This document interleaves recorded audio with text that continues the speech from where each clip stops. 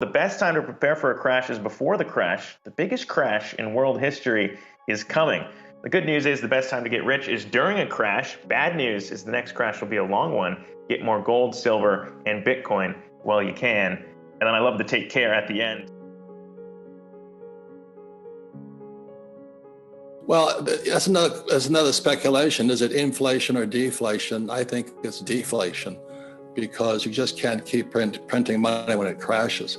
But I'm prepared to go either way.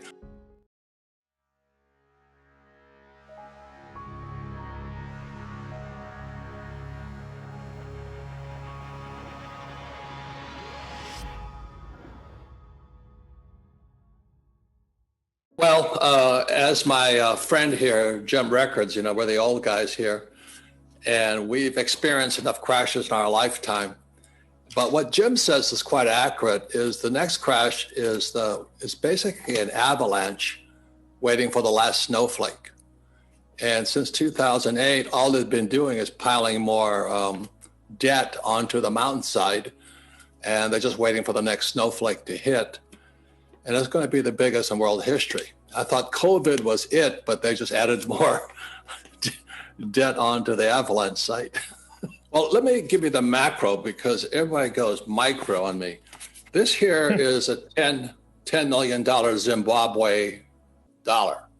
This is the US dollar. If you're waiting for the US dollar to become 10 million, that's not that intelligent, but that's what they teach you to do in school, is go to school and get a job and work for this garbage. And this here is $2,000 worth of gold in one concentrated form. And this here is a US silver eagle. That's about $25. So I just compared this garbage here to what gold, silver, and Bitcoin is. So in one of my tweets, I said, I'm waiting for Bitcoin to hit 24. I entered at 9, and I'm still in the money. And I'm very happy it's coming down so I can buy more. Well, again, I said, this is the problem. It's called the Zimbabwe dollar or the US dollar. That's the real problem. So I just watched that sideshow with this guy, Powell, Yellen, what's his name, Biden, and those characters.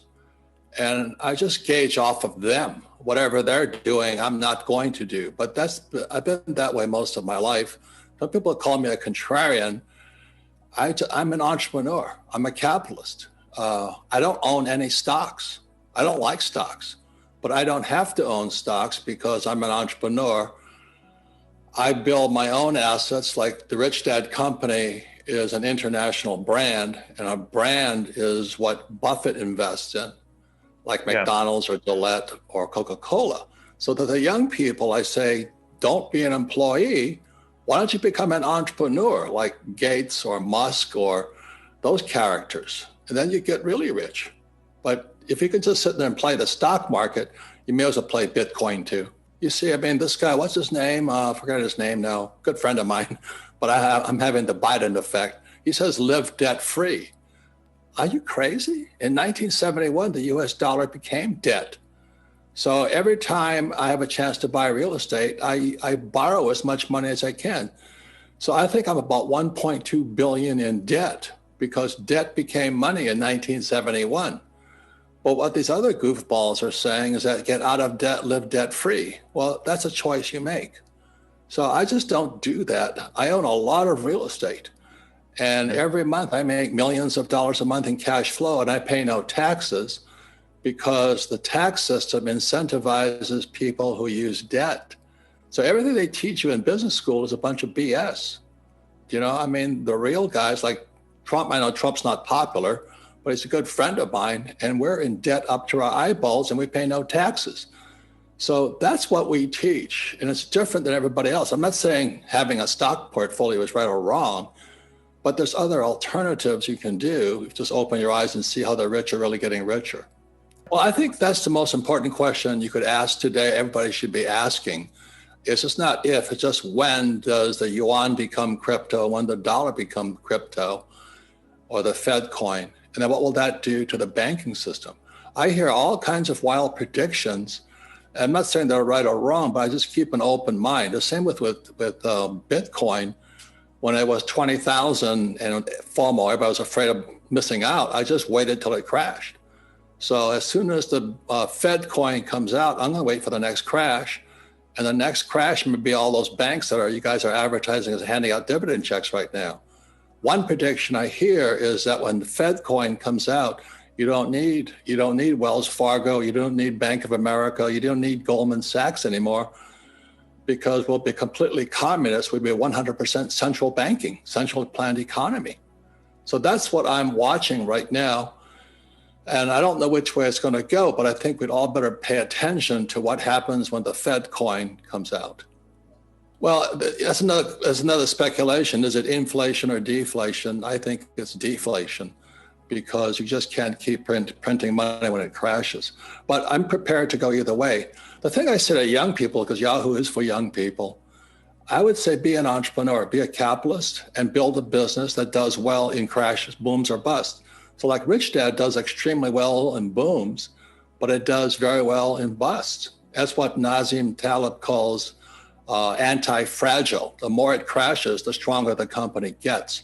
So if I could encourage young people, don't go to school, become an employee, follow my Rich Dad's advice and become an entrepreneur, a capitalist, and build businesses that create jobs.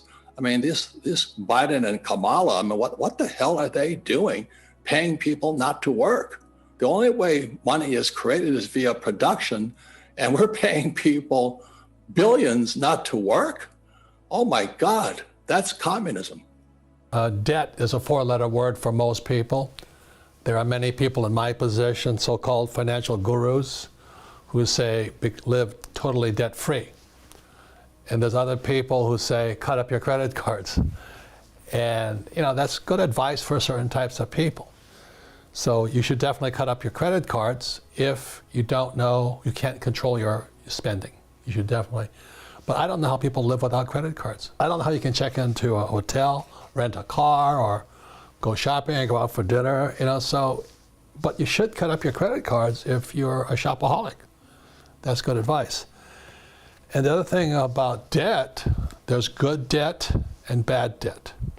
So this is going to be the lesson today, is there's good debt and bad debt. And if you only have bad debt, which I classify student loan debt as bad debt, the main reason it's bad debt is because it's the worst possible type of debt.